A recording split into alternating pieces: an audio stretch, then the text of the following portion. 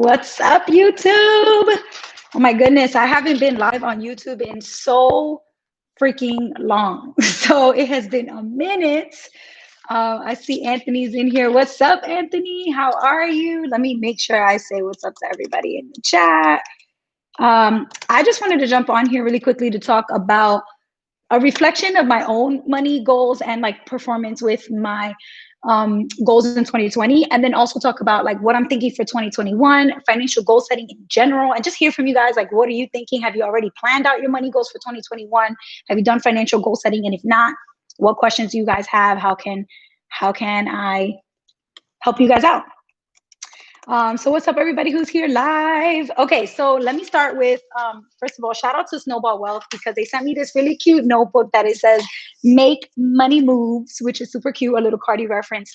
And I've already started using it just to take notes about like what I'm planning, things that I'm reading, all kinds of stuff. But one of the things that I want to talk about with you guys is how I did like my kind of reflection about 2020 and what are the things that I thought I did well, what are the things that I don't think I did too well with Miss Be Helpful, but also with my own personal, like, you know, life goals and like personal development as well. So I'm gonna just talk about some of those things, and then let me know, you guys in the chat, if you feel like what are the things that you feel like you did really well with in 2020, and also what are some of the things that you want to do better this year in 2021, because 2020 was obviously a hot mess. But one of the things I do think it was helpful for is it made everybody pause and like really think, like reflect, like how are you using your money? What do you value? What are you doing with your time? Like it made everybody stop, either because you couldn't go to work or because you couldn't go outside, you know, for whatever reason. You had to really stop and just pause and sit and think, like, what am I doing with my life? What am I doing with my time, with my money? The relationships that I have, like I need to make it all better, so that in 2021 and 2022 and moving forward, like you can really go hard in the paint and just make your life like what you want it to be. That, at least that's how it felt for me. I don't know if that's how it felt for everybody. Hey, Ashley, welcome to the live stream. I haven't been on in a really long time, so honestly, I'm gonna kind of just do a mix of all the things that I was reflecting on from 2020 and then what I want to do in 2021 and beyond. So I wanted to start with what I'm thinking about from 2020. So number one is that I read 13 books. And some people might think that that's a lot, but for me, I was a little disappointed in myself because I only read 13, which is like, for me, I like to read a lot. I like read a lot of books, and I also listen to a lot of podcasts and audiobooks. So to just only do 13, I was kind of like, I didn't even get to two a month. Like I usually do multiple books in a month. So the fact that I didn't read a lot is just showing me that I didn't make enough time to read. I spent a lot of time doing other things. And I know for a fact, like I spent too much time scrolling on Instagram in 2020. That is not how I want to spend my time in 2021.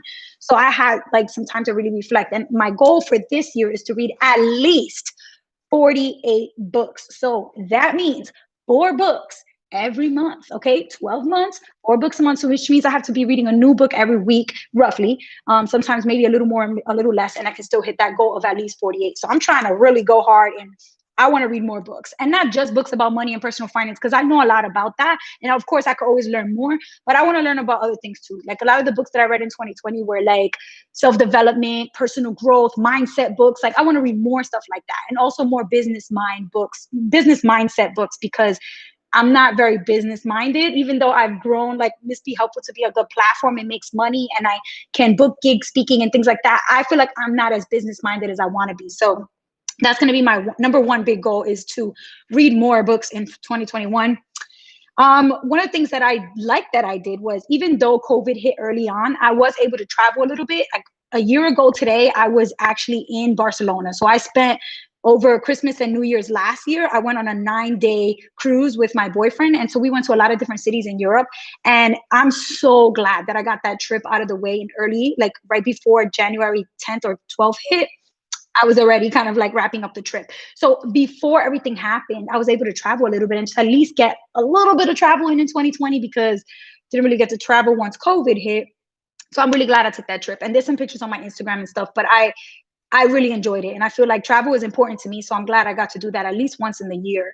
After I came back from my Europe trip, it was like January 16th, 17th, 2020, we moved into a brand new apartment. So I posted a lot of videos in the new apartment, but I haven't been doing as much because I really have been focusing on other projects. And so for 2021, I want to do more for my YouTube. So if you guys are right here in the chat, I already see so many of you guys like Oh yes, so many people are giving me book recommendations. Wait, I'm gonna pause right here. Because my first goal is to read at least 48 books or more. If you have a really good book that you read in 2020 that you recommend that I read, please drop the title in the chat. If you know the author, put it. If not, I'm sure I could find it. But drop some book recommendations. I already see so many amazing book recommendations in here. And oh yes, Jaime read 48 books in 2020. That's amazing. And if you guys are not following Jaime, I had him on my YouTube channel already before, and on Instagram he just started a new channel called Hold That Reads. Go follow. It is amazing. So many different books that you're already reading, like inspiring me for real, because I need to read more.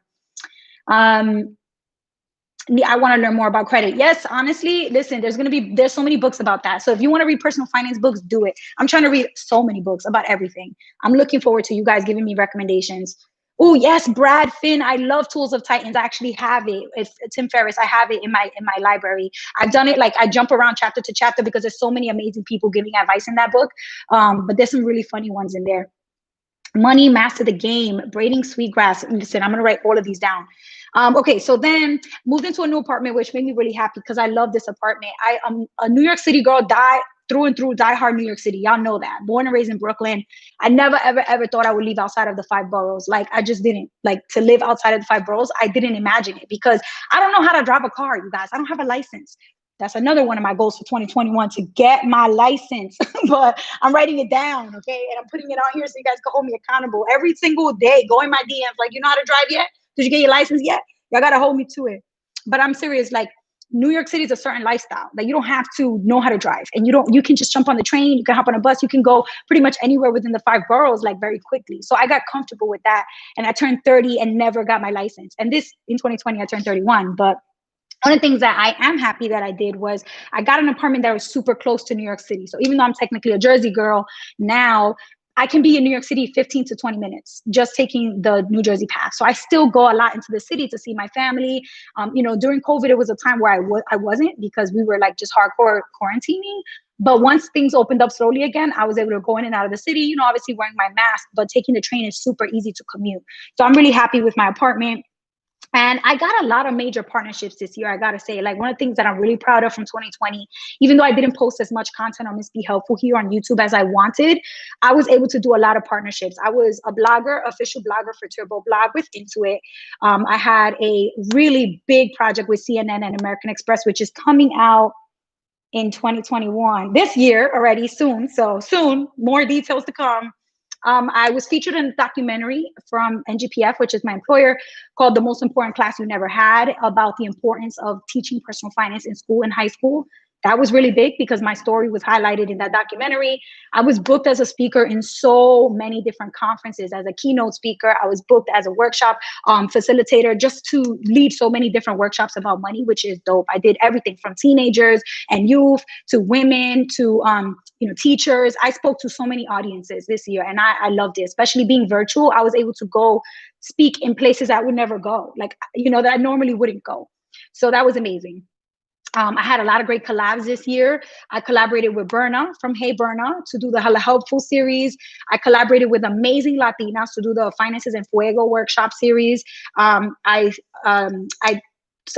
partnered with Ashley from Fiscal Femme to do a money party, which I loved. And I also partnered with the Financial Diet to post a couple of videos on their YouTube channel and also to be on their podcast. And I started my own podcast. Hello, I started a podcast in 2020. Like, that was harder than I thought, because it takes a lot of coordination with what kind of content you want to put out. You have to plan ahead. And that is, even though with YouTube, you have to plan ahead too, you can always just jump on live and just kind of be like, hey, hi, what's up? Like, give me some questions in the chat and everything like that.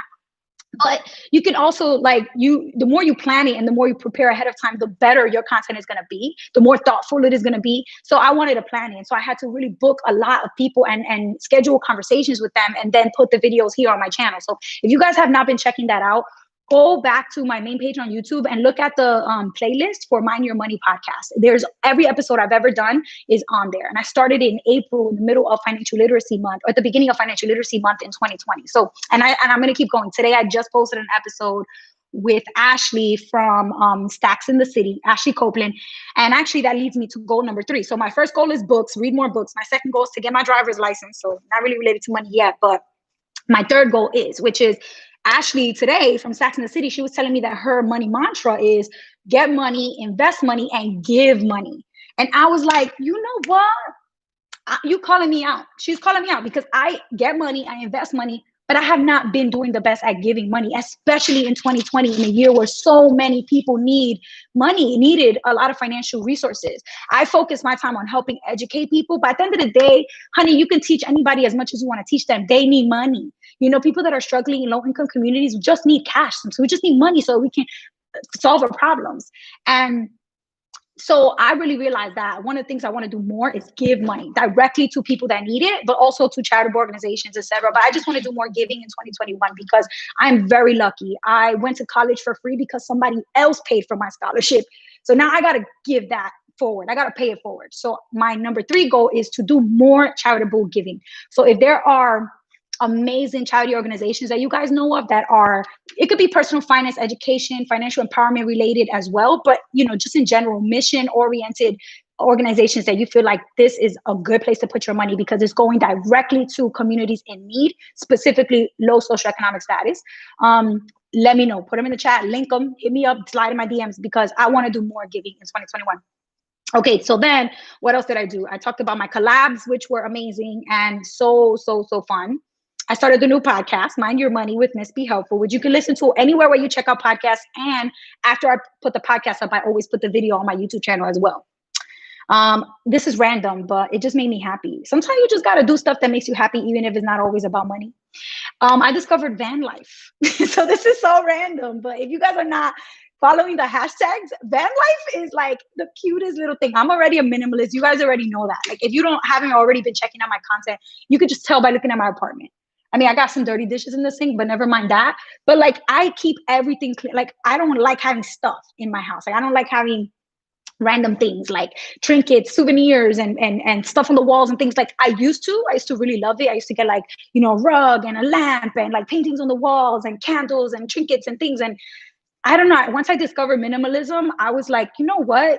Why have all these things, random baskets with stuff in it? Then I end up putting mail in there, papers in there, and toys in there, and little random things, and just cluttering. So since I became a minimalist, and I have a video about that on my channel, I just feel like I like everything clutter free. So one of the things that I noticed about myself is that the smaller and the less things I can have, the smaller I can make my life, like everything that I need to live, the more joy I think I get, because then I don't need a lot. And I love being a simple person who doesn't need a lot of things to be happy. I like being simple. And maybe that goes back to like my parents, they grew up in Dominican Republic, in like the rural like farms. Like they don't have anything, they didn't have a lot of things, access to a lot of stuff. So I like that idea of like, you could still be so happy even if you don't have a lot. And I mean, I'm trying to have a lot of money, but I'm not trying to have a lot of physical stuff. You know what I'm saying? Anyway, the point is, so van life is really cute because there's all these vans that are like, little bougie on the inside. Like they decorate them, gut the van out, make it look nice and like, snazzy. And then you literally travel around the country and live in the van. So I don't know, it sounds a little crazy at first, but then once I started watching so many van life videos on YouTube and just following van life hashtags on Instagram, then I realized like, I want to do this one day. Like I really do. Like me and my boyfriend were looking at a lot of videos and like different channels and being like, we could do this. Like we already are really minimal and super simple. So why not like put everything in a van and go travel so we can see every city in the US, every state at least once, right? So that's one thing. Not in 2021. Definitely, probably not going to happen this year. I mean, is realistically not. But one day, okay. Keep tabs on that. That's coming. One day we're going to do van life. Maybe I'll go around and do workshops from a van. We'll see. I'm cooking ideas up about that. What else? Okay. Oh, I was nominated for a Plutus Award this year. I didn't win, but that's okay. I was nominated, and that meant a lot to me because it means that other people in the personal finance education and personal finance influencer space recognize me and noticed my work and wanted to big me up. And I appreciate that. I think you always have to give props to people that are working in the same field as you, also outside of your field, but like letting them know like their work is appreciated, their work is recognized, that it's important, that what they're doing is impactful. So the fact that I was nominated, I put a tear in my eye. It was very special to me. I hosted a live event for my job where we had teens. This was also in April for Financial Literacy Month. We had a bunch of teenagers from all over the country come live on YouTube, and we played short clips of the documentary that I was featured in, and we gave out over $50,000 in scholarships.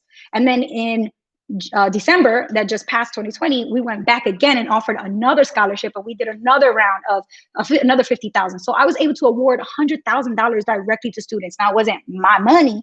The nonprofit organization that I work at was able to funnel the money through the organization to the students directly. But the point is, a lot of scholarships, they give the money to the school. These scholarships were literally a check, like a check written to the student, and it goes in the mail to the student's house. And that is amazing because we're putting money in the hands of students that need it to buy a laptop or to pay for tuition or to pay for textbooks, whatever, right? You know, students have needs. And I remember when I was in college, I was broke. So I know that, you know, putting money directly in the hands of students that need it for college is amazing. So I was very proud of that. And then the last thing, media. I was on the news, which was amazing. I was on Pix 11 News, which is like a local station in New York City where I grew up. And my family saw me on the news. My dad saw me. He was like, oh my God, Daniela's on the news. You know, my sisters watched, and a lot of people were messaging me. I just saw you on the news, crazy, which was amazing. And I was talking about credit, the 5 types of credit that you should have. And which, if you haven't seen that video, it's on my YouTube page, on my homepage. And then I was also a live panelist for a youth summit for CNBC, which just happened in November, December, which was amazing because I got to be on a panel with a lot of other really important people doing amazing financial empowerment work. So that was amazing. And 2020 was amazing for a lot of other reasons. But of course, there were challenges. And my big goal for the end of 2020 was to at the end of my 31st year, which was, you know, 2020, I turned 31, to have $250,000 as my net worth. So that's $250,000. I did not quite hit that goal, but I did get to 200, super close to 220. So when I add up all the money in my savings account, my checking account, other savings accounts, my Roth IRA, my traditional IRA, my 401k, my other taxable investment accounts. When I add everything up that I own, you know, my health savings account, like I have a lot of different accounts, and put it all together. And if you don't already do this, like if you don't track your net worth, I use Personal Capital, which is a really great app. I just use the free features. I don't even pay. You don't have to pay for it. And I track it there. So I just was able to super close get to 220,000. So I didn't quite get to $250,000, but I'm super close. And I know I will pass it in 2021. And that's a big deal to me because I'm trying to do something called Coast Fire, which means that after I hit a certain amount in my retirement account, I don't even have to invest anymore if I don't want to. And I will still get $1 million at the age of 65, which is what they recommend. So you can retire comfortably as you know, keeping my same lifestyle. Obviously I'm not going to be living like J-Lo, but I'll be living like me right now when I'm 60s, being in my 60s. So I don't have to like drop my standard of living. And oh my gosh, I got to look at these comments because you guys are giving me so many different comments in the chat box. I haven't even been looking at your comments. I'm going to pause here. So so let me finish that. So then basically my goal was in 2020 was to hit 250K, which I didn't do. But in 2021, my really big goal is going to be to like really go hard and focus on expanding my net worth, growing it more so that, you know, I haven't put a number on it. I want to put a number on it, but I haven't yet. But my goal is really to just focus on monetization in creative ways because I don't want to just be putting a bunch of ads and sponsorships on my YouTube channel just to make money. I want to make sure that I'm thoughtful about it, who I partner with, make sure that the mission makes sense, that the brand is like, it makes sense for me.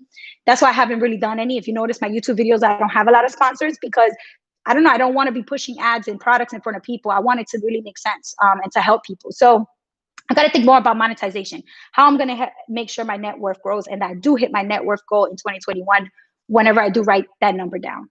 Okay. Thank you, Kate. Best wishes to you for 2021 also. Okay. So that's my 4 goals. All right. I told you guys books. I want to get my license. I want to do more charitable giving. And I want to go hard in the paint and increase my net worth. And I'm going to, you know, put a number on Instagram at some point when I figure it out for charitable giving and for my net worth. So you'll see those soon. Can I make a book about the videos I recommend? Yes, Jada, I would definitely do that. And especially what I'll do too is do the best book of the 4. So each month when I finish reading 4 books, I'll share the 4 books that I read, do a quick synopsis, and then talk about the best one.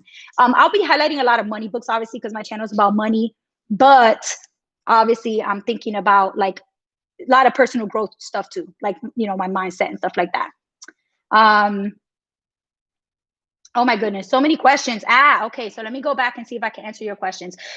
Jaime says your podcast is fire. Thank you, Jaime Boo. I appreciate that, and I love you. It's a lot of hard work. So, we just got to 20,000 podcast downloads, like, or actually not quite 20,000, but super close to hitting it.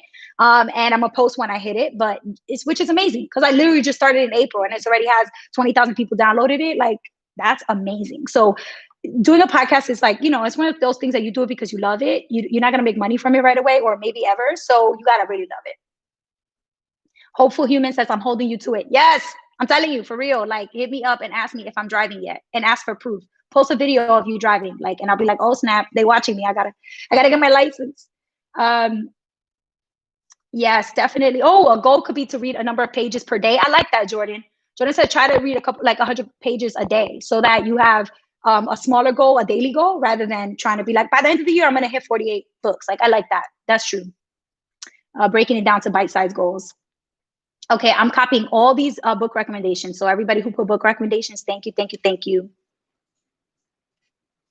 Oh, Rita, I like that. Rita says, my goal is to have weekly reviews of my expenses. I like that. One of the things I said, where recently I said this, and I don't remember which event I went to that I spoke about budgeting, but I said one of the biggest things that happened for me that I actually found success with budgeting, because I was not doing it right at all for the first few months, was I switched from a monthly budget to a weekly budget. And you'd be surprised how that really does make a big difference. It makes a big difference for your mindset. And every week you have, to hold yourself accountable, you check in on yourself. And it also makes the numbers smaller, so it doesn't feel so scary. So I like weekly budgeting.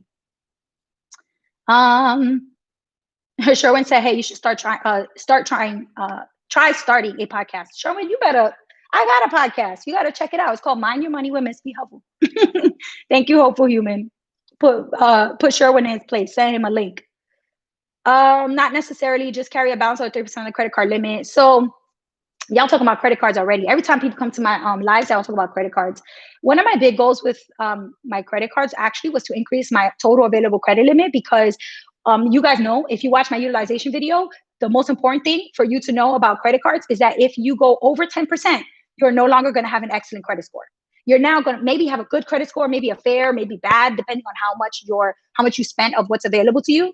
So I was trying to increase what's available to me. So even if there's 1 month where I need to spend a lot of money on a specific thing, maybe I'm buying a new camera, a new computer or something, and I have to spend like a couple $1,000s, it's not going to hurt my credit, even if I do wait a few weeks to pay that off, because my credit available is so big.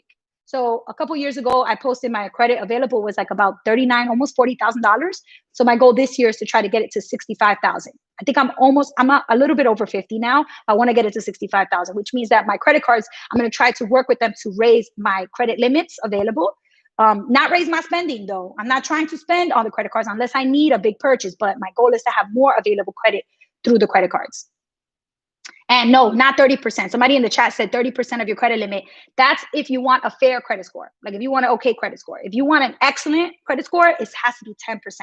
It cannot be more than 10%. So if your credit limit is $1,000, divide that by 10 and then spend. So that would mean that your $100, 1,000 divided by 10 is 100. So that should be like, you should not be spending more than $100 or owing more than $100 on your credit card bill at any given time in the year, because that's going to hurt your score. Yes, see, Jesus corrected himself. He said, I meant 10%. Did I go to NYU? No, I did not. I went to Brown University. I was class of 2011, baby, which is kind of crazy because it's 2021, which means that this year is going to be my 10-year college reunion. Do I look like I graduated college 10 years ago, people? No, I look like a baby, right? I still look 18. I feel 18. So it's crazy. But yeah, this year I'm going back to maybe in person, maybe virtual. I don't know what's going to happen with COVID, but I will be celebrating my 10-year college graduation, which is crazy. 10-year anniversary, which is going to be kind of awesome, or a 10-year reunion. I hate cleaning too, you guys. That's why I try to just keep everything super minimal and clean. Oh, in 2020, we did get a Roomba. My boyfriend and I did get a Roomba. And it changed my life because I haven't done any sweeping in a very long time. I just turn that thing on and go take a nap. And when I wake up, the floor is clean. Whew, amazing. I love it.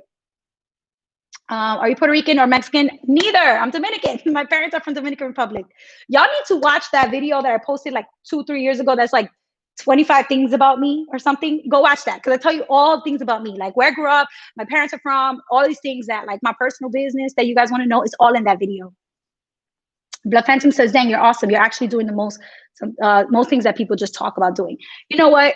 It's hard, but at the same time, we need to do both. We need to do it and talk about it. A lot of people do it behind closed doors quietly. They get their money right and they don't say anything about it because money is so taboo.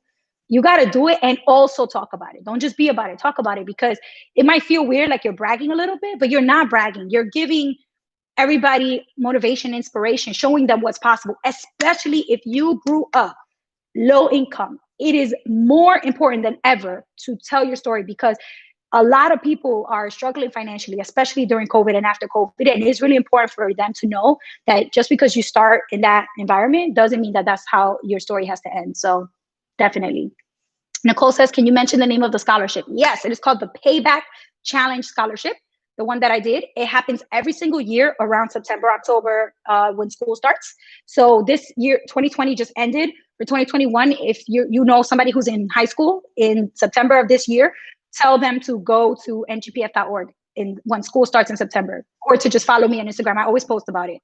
But we do the scholarship every single year. We award anywhere between $50,000, $100,000, $150,000, depending on how many entries we're taking.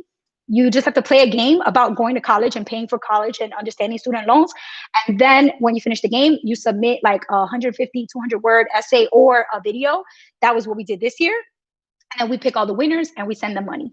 So yeah, scholarships and stuff, definitely check it out. And we have other things on the website as well for scholarships and grants. So if you're looking for more stuff like that, ngpf.org, go to the curriculum and click on paying for college and look for grants and scholarships activities. We have a lot of them.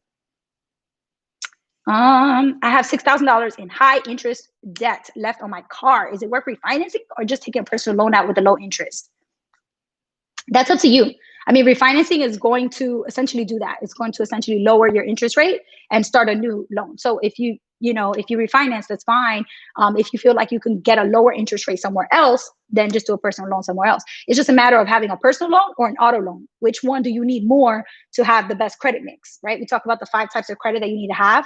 Both of those are revolving credit, but a car loan is both of those are not revolving. What do you call it? Installment credit, where you're going to make installment payments until you pay it down to zero. But a personal loan is unsecured and a auto loan is secured by the car. So if you can't make a payment, you can lose your car. So if you don't want to risk losing your car, then you can just get a personal loan, which is unsecured. And if you don't make your payments, it will ruin your credit, but you won't lose your car. So you got to kind of think about unsecured versus secured, because they're both installment credit. Those are the types of that's the kind of thinking I would do when I was making that decision. That's obviously considering the interest rates. I didn't know you had a podcast. What's the name of it? How Debbie Saves. I do have a podcast. It's called Mind Your Money with Miss Be Helpful. And you can find it on my channel. You could also find it anywhere where you listen to podcasts. Thank you to everybody else who's over here talking about, answering questions for people. I love it. I'm so done with this hate. Somebody said I stopped watching the video as soon as she said my boyfriend and I. Why y'all gotta be mad at me for finding love though? Like, everybody needs love, boo. Diane, hey love. My BFF just joined. What's up, boo? How do you conquer your inner budget demons? Aisha, that is such a good question. Okay, so I don't know what your inner budget demon is, but this is my inner budget demon. When I go to actually list out what I want to spend money on, my inner budget demon will be like, it's not a big deal if you overspend a little bit in that category. Like, you can always move money from somewhere else. Or it'll be like, it's okay if you don't invest in your Roth IRA once, like 1 month. Like, if you skip 1 month, but you do all the other months, like 11 out of 12 months, that's pretty good. Like, just, that's an extra $500. You don't have to. Like, it'll be like, it's kind of like when you go to those old school movies and you see the little white angel over here and the little red devil over here, and they both whispering in your ear, right? Like, that's what my little inner budget demon sounds like. It's like, no, girl, forget it. You don't got to do that. So for me, what I do is I have written down like my plan. Like, I'll go to my spreadsheet or I'll go to wherever I wrote it down and be like, I'm doing everything on this list first before I can do anything that I want to do. So that means my Roth IRA is getting funded for the month before I can shop for anything or do anything that, plan anything. And so by just getting it out of the way first, and especially automating it, so you don't even have to see the money moving. The money moves before you even check your checking account. Oh, the money's already deposited in your Roth IRA. So you can't even take it back, right? So, I mean, you could, but that would be a hassle. So try to automate as much as you can every part of your budget that is really important, like your savings for your emergency fund, your investment in a Roth IRA. If you're not, look it up today and start. Those kinds of things, like automate that as much as possible. Automate all your minimum payments on your credit cards. And that way you don't have to listen to the little budget demon, because the little budget demon is going to be like, it's okay if you don't fund your Roth IRA this month, girl, it's not a big deal. And you be like, I already did it. Get out of here. Like, so those are the types of things where I feel like automating is really helpful, because then you don't go back on what you said you were going to do, because it happened automatically. So you can't change it. Oh my goodness, I'm still here. Thank you for staying. I'm so glad you're talking about credit cards, because people think that if you're debt-free, then you don't need to use credit cards. No, Debbie, I totally agree with you. I'm debt-free and I still talk about credit cards every single month, because let me tell you something. When you go to the store and you have a debit card and you go to buy something with your debit card, let's say you're walking out of the store and your debit card falls on the ground and you didn't realize, you didn't hear the fall, you were on the phone, whatever, and you go home. Now your debit card is gone. Whoever picks up that debit card and decides not to return it to you because they want to go shopping instead, they can access, any kind of shopping online or whatever with your debit card. And all of the spending that they're doing is really difficult for you to prove that it was not you. You have to call up your bank and tell them that it was not you, report it as a stolen credit card or as fraud. And then what they're going to do is they're going to place a hold on your account. They're going to pause your checking account. And so you cannot use that debit card in a checking account for like a while until they issue you a brand new debit card. And so now that means no access to your money, which is tough, right? And then the second thing is, once they do give you a new checking account, a new debit card for your checking account, you can have access to the funds that are still available, if there are any, if they didn't clean you out. But at the same time, the money that was spent is going to be frozen for 90 days as they investigate. So that means for 3 months, you got to sit around waiting to hope and pray that that bank or credit union figures out what happened with those purchases that were made that wasn't you. And that happened to me before, when I used to have a checking account at Bank of America, and I dropped my wallet in the movie theater. I didn't realize it. Next thing you know, I saw all these Metro card purchases and grocery purchases. I just hope that person really desperately needed it, because I was so upset. There was like hundreds of dollars that were frozen for 90 days. I needed my money and it was frozen for 90 days. But let me tell you, if that happens with a credit card, and it's happened to me too, where I log into my credit card and I'm like, what is this? I never bought this stuff. I didn't go to Wayfair. What is this? I will call the credit card company, report it as fraud. Immediately, they will put a hold on your credit card, send you a new credit card. And in the meantime, you can still access your account, which is the big difference. It's not like the card is frozen and like you have to wait 90 days or anything like that. Within a few days, like 4 to 5 days, they will clear it up and the charges won't show up on your credit card anymore. It's not your fault. So credit cards have a lot of better and easier systems in place for reporting fraud and like stolen cards activity versus a debit card. So even though I don't have any debt, I still use my credit cards all day, every day for everything that I need, and I pay them in full every single month. So that's what I would say. Jane says my budget demon is, you deserve it for going over a little bit. That is, listen, you deserve it is what do you call it? That's like when advertisements are like trying to flatter you to spend money. That's you to yourself, flattering yourself. Like, girl, you worth it. You should buy this because you're worth it. You deserve it, boy. You've been working hard. Get this. Like, no, don't listen. You know if you deserve it or not, and if you do, it should be in your budget, or if not, add it to your budget. Don't go crazy. Right, let's see. Do I speak Spanish? Yes, I do. Janely, ¿es bueno tener utilización en cero de la tarjeta de crédito? No, no es bueno. I have a whole video about this. Tengo un video sobre ese tema, but the problem is that it's in English. So you have to just translate the captions. I don't do content 100% in Spanish because I just feel like my Spanish is not proper textbook Spanish. My Spanish is very like Dominican order at the restaurant type of Spanish, but that's okay. I'm proud of my Spanish. I'm proud of my heritage and my background. So I will work on that. Maybe I'll add that to my 2021 goals. I already got 4 of them, but maybe I'll make room for one more to put more Spanish content. I do think that we need more of it. I found a few good YouTubers that post Spanish content, and I will plug them on my community board. But yeah, I do think there needs to be more, because I agree. Like a lot of my cousins and family that don't speak any English, they'll ask me questions, and then I'm like, I don't know how to say taxable investment account in Spanish. Like, and then I got to look it up because the lingo is so it's so much jargon in the financial sector. So sometimes I get a little tripped up, but I do think that's something that we need more of. Do I still only have 5 credit cards? Yes, Frankie, I still only got 5.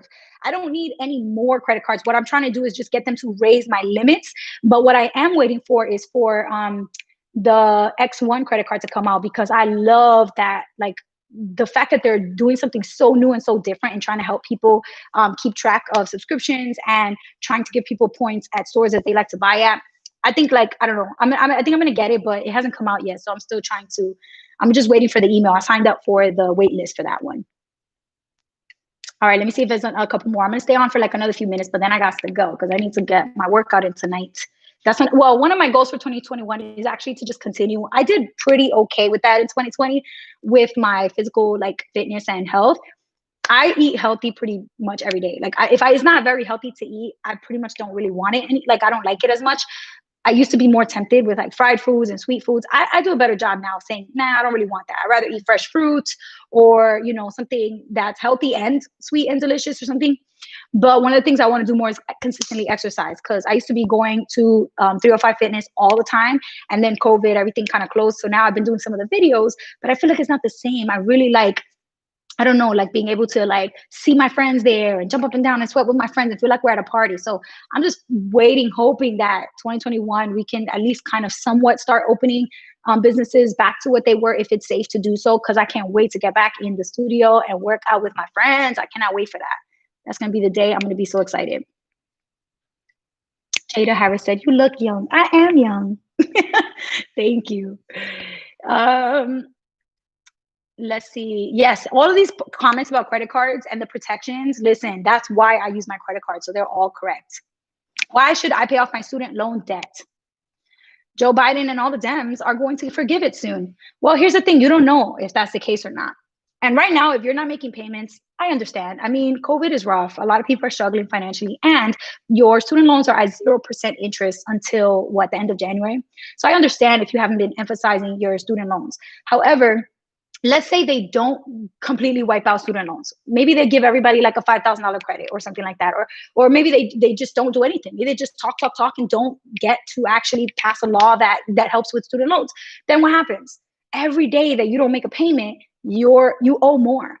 And student loans are one of the very small number of things that you cannot wipe away, even if you file for bankruptcy.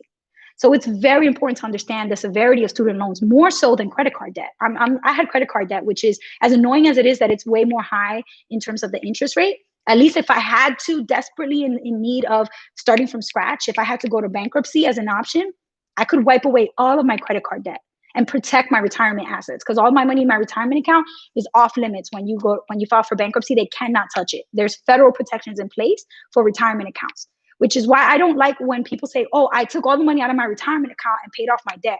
Like, when I hear that, I cringe a little bit, because your debt could be wiped away if you file for bankruptcy, but your retirement money wouldn't have been touched. So it's very important to protect that retirement account, the Roth IRAs, the 401ks, the 403bs, the 457s, traditional IRAs, all those retirement accounts, man, those are precious. Do not dig into them. Try not to take them, as a joke. They're very serious. They're very important.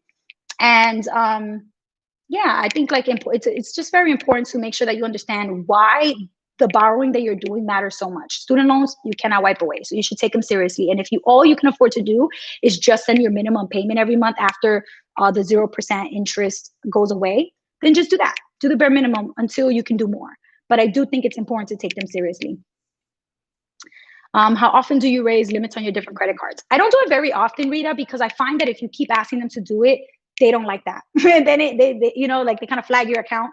It's never happened to me, but I feel like one time I asked too soon. Like, after I asked, they said no, I asked again, and then it was like too soon. So what I've done is I try to do it like once every 6 months. And if they say no, I will usually wait like a year. So if they say yes, 6 months later, I'll ask for another one. And because, hey, they said yes, why wouldn't they say yes again? If they say no, then I wait a year and do it again, ask again. And usually the way I ask, I just go into the app.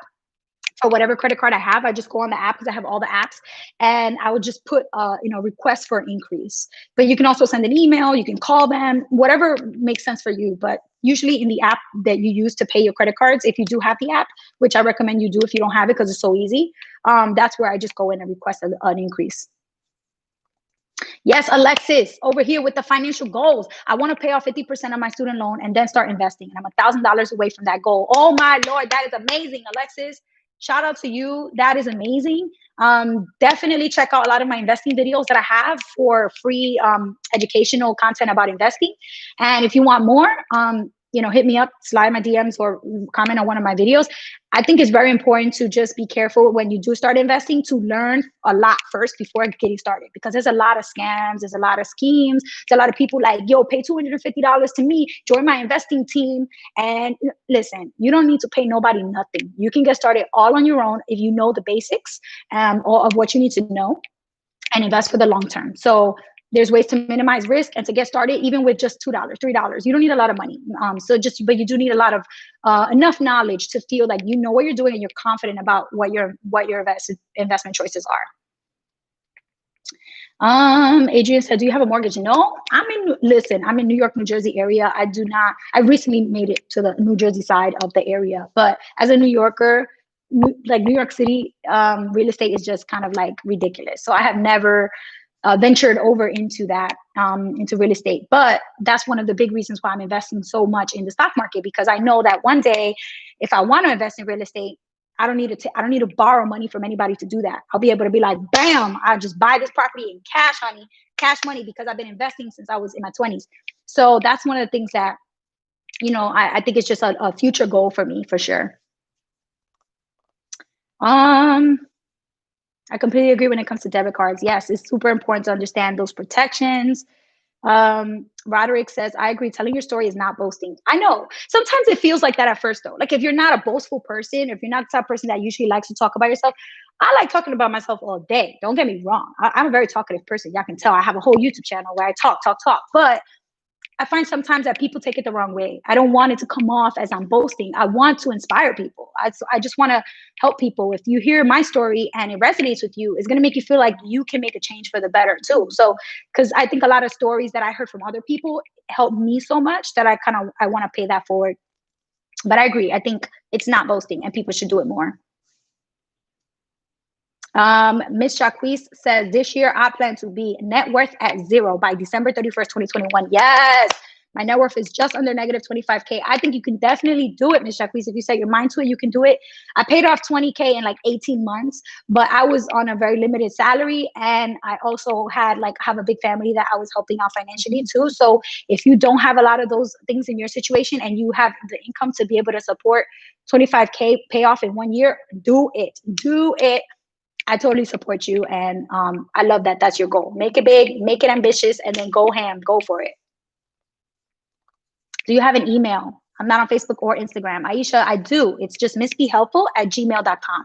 So just my YouTube channel name @gmail. So definitely feel free to email me. Email me, like I always like to get emails from people. Sometimes I don't respond to the ones that don't have like specific questions. Like if somebody emails me, they're like, I love your videos, you're awesome. I'm not going to respond to that because I appreciate it. But like, there's so many emails I get with questions, and I do like to take at least one day a week where I go through them and answer them. So if you want to hear back from me, make sure you put a question mark, like ask me something, because if you just say like, you're awesome, I love your videos, I'm going to like make a note and be like, that's so sweet, but I'm not going to respond because it just takes so much time. What age did you start investing? Oh, Nicole, that's a really good question. I actually started when I was 22 years old, but I started by by mistake. I had a teacher who was teaching with me in the same grade. We were all teaching third grade together, and we were starting at a new school together. And the school said, okay, everybody has to have their paperwork in. So if you want to get health insurance, if you want to sign up for a retirement plan, all those benefits that come with your job, life insurance, you have to fill out the paperwork by Friday. So I didn't know like what any of the paperwork was. I opted into the healthcare plan, to the life insurance and that stuff. But the retirement plan paperwork, it was so confusing. I didn't really know what to put. So I kind of left it blank. But then a teacher that I mentioned that was working with me, she was like, no, you definitely want to start. You want to fill this out. And so I just looked at her paper and I just copied everything that she put. And I don't remember exactly because I was 22. I don't really remember what I was copying, but it's kind of like when you cheat on a test, you don't really know what you're copying. You're just copying the right answers, what you think the right answers are. And I remember copying like moderate growth fund.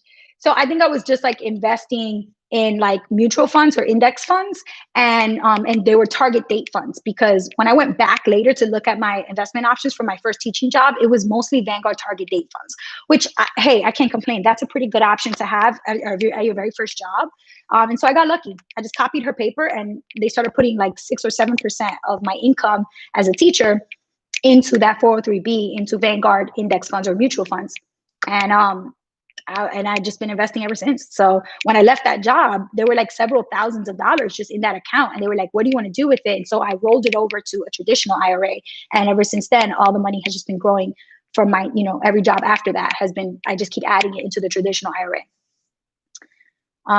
You helped me out with my credit cards. Thank you, love. Thank you. I'm so happy I got to help you. Listen, I think it's important. Like, if you don't know what you're doing, you are not alone. It's so important for us to go online and connect with other people that are struggling like us, that are confused like us, that are learning just like us. And, that's what I hope my channel has been able to do.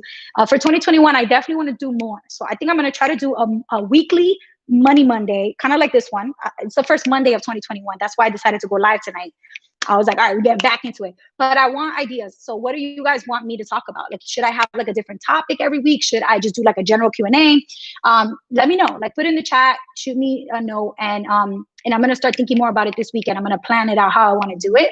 And then I'm just going to start going live more. So if you guys have questions, you'll have a place like every week, you can go and ask the questions and hear what other people say in the chat, and like hear what I have to say, and just kind of to support each other and help each other, because that's what this is all about. Plátano, República Dominicana. Hey, my Dominican fellow over here says, I recommend everybody freeze all 3 credit bureaus. I definitely agree with that. I froze my credit with all 3 credit bureaus, not credit bureaus, credit bureaus. And it's free to do. It takes about like 15 minutes, and you can do it online, or you can do it over the phone. Online is pretty easy. And it was the easiest thing, because now I know that nobody's going to go open an account with my social security number, because if they try, they can't. All of my credit accounts are frozen. So they're going to email me and be like, somebody's trying to open an account. Do you want to unfreeze your credit? And I'm going to be like, hell to the no. I'm not trying to unfreeze it. That was not me. And so then they'll know that that was fraud. So if you're afraid of people using your credit, especially right now with putting your information online, definitely freeze. And I have a whole video about freezing your credit, and I explain how to do it and what to expect. So if you're interested in that, check that video out. And I think that's about it. Do you have a video about how to use your 5 credit cards, like one for groceries, one for gas? I don't break them up like that. I just kind of pay attention to what perks I get. Like, sometimes my Chase Freedom card gives me perks for restaurants or for groceries, and then I'll pay attention to those things. But it doesn't have like a special promotion for that. I generally only pay attention to like which credit card I have to pay off first. So I'll like look at the statement closing date that's coming up first, and I'll try to make a purchase, especially bigger purchases, with the statement closing date that's the furthest away from me, so that I have a little bit more time to pay it, like another week or like an extra 4 days. It just makes it nice for you to not always have to pay it right away. So pay attention to your statement closing dates. That's what's important. All right, I'm gonna take one more last question, and then I'm gonna go. Bye, Jada. Bye, everybody. You guys are popping off. Thank you for joining me, and feel free to send me messages if you have like email. If you have ideas, email them to me, or Instagram me, DM me, put them on the channel. After the video ends, go here and chat me. I want to know more ideas for these live videos that I'm gonna be doing. You should say, how long does the freeze last? It lasts until you unfreeze it. So that's the beauty of it. Like, you're not going to have to worry about it. You can sleep at night peacefully knowing nobody's going to hack your credit, and nobody's going to, kind of steal your identity, because they can't. And then what I did was, when I was applying for this apartment here with my boyfriend, it was like at the end of 2019. What we did was, I told them, please don't run my credit until next week, because I have to unfreeze it. So then I called in, or I went online actually, and I typed in my 10-digit code. They give you a 10-digit ID to unfreeze it. So I typed in the 10-digit ID. You got to make sure you don't lose that, because if you lose that, then you can't unfreeze it. So I had it in a virtual vault. I use 1Password, which is 1Password is amazing. It's also kind of like LastPass, where you can store passwords, but you can also store other things. So I stored the document that had my 10-digit ID. I opened up my 1Password, I looked at the 10-digit ID and entered it, and then I unfroze my credit, and they asked me, how long you want to unfreeze it for? So I said, unfreeze it for 30 days and then freeze it back. So I knew 1 month is going to be not frozen, and then it's going to freeze back again. So they could check my credit. I was approved for the apartment. We moved in, and then it got frozen back again, and I didn't have to do anything about it. So you could choose the time frame that you want to unfreeze it for: 2 weeks, 30 days, 45 days, 6 months, whatever. So that's super easy for you to do. Do videos on being smart with points. Yes, okay, I'll do that. I mean, I just booked my mom a trip to DR, even though they're not supposed to be traveling because of COVID, because she had some family issues, and I didn't pay for it. We use miles and points. So I think, yeah, I do that a lot. So I can post. I mean, I don't do a lot of it, but it's definitely comes in handy. All right, you guys. So I'm gonna go ahead and head out because I really want to make sure I get my workout in tonight. But thank you for joining. Thank you for tuning in. I was able to share all of my financial wins, or wins in general from 2020. And I also share with you guys my big 4 goals for 2021. I'm going to also add them to my Instagram. And then I think next week, I'll probably jump on here live to talk about the difference between your money goals that you should have when you're in your 20s versus your 30s versus your 40s. Like, kind of like break it down by decade. Because I think that's a big question I've been getting a lot. Like, where should I be if I'm 22? What about when I'm 26? What about when I'm in my 30s? How is that different? So I'll probably do that next week. But I don't know. That's just the idea that I have. If you guys don't like that, let me know and I'll switch it. If you guys want me to switch it, I'll just change it. Get on Snapchat, please. Oh, I don't have time for Snapchat. Listen, people are like, get on TikTok, get on Snapchat. Look, I'm on Facebook, I'm on Twitter, I'm on Instagram, I'm on YouTube. Like, I got a lot, okay? Listen, if y'all want to teach me how to use Snapchat, fine, but I don't have time to learn. So I'm doing a lot, okay?